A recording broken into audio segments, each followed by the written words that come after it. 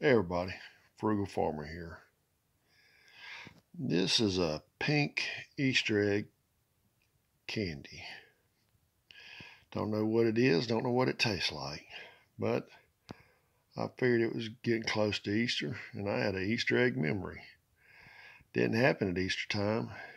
Matter of fact, it happened right before the start of summer. I was with my dad and we were at this lady's house and she owned a big farm. My dad rented the farm and he'd go and negotiate. Well, I knew my job was to keep my mouth shut. And we went in there and sat. And this lady's name was Miss McNeil. And her family had a lot of land. And she had a candy dish there on the table. And I think Miss McNeil was a lot older than my father, but back in those days, a gentleman wouldn't call to a lady's house by itself. So you had either two people or that was just how it was done properly, and hence the reason for me being with my daddy. And I hung around with my daddy. If he was going somewhere, I always liked to go with him. She had a candy dish on the table. The only thing in that candy dish was a beautiful pink Easter egg. Well, I kept looking at that Easter egg, and man, the more I looked at it, the more I wanted that Easter egg. So finally, after a while, Miss McNeil, she said, "Would you like that Easter egg, honey?" So I looked at my dad to get the okay, and my dad he had this look about it. I knew it was okay without him saying it.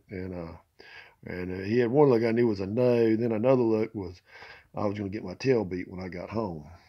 So he okayed it, and she took the top off of it. I reached in there and got that pretty pink Easter egg. Well, about the time I put it in my mouth, I think the contact with moisture caused it to disintegrate.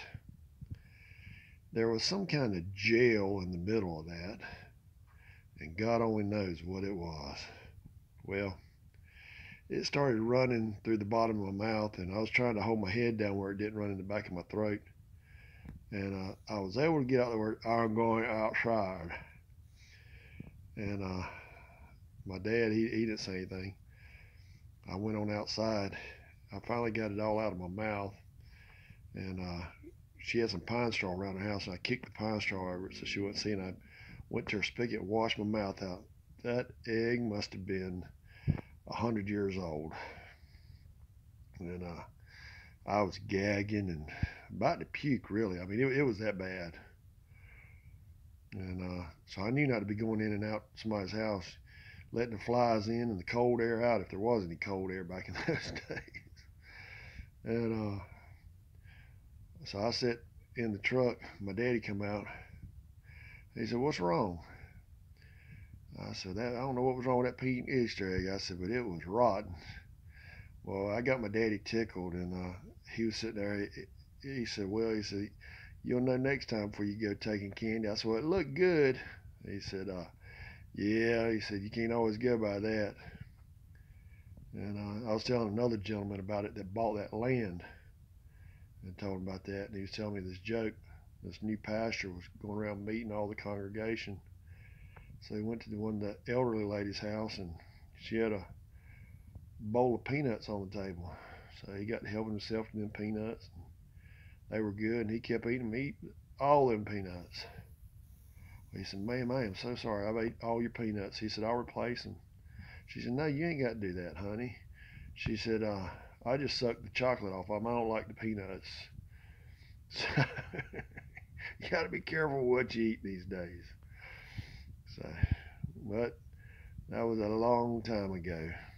And thanks for stopping by. Come back again when you will. Share, comment, like, hit that subscribe button. God bless.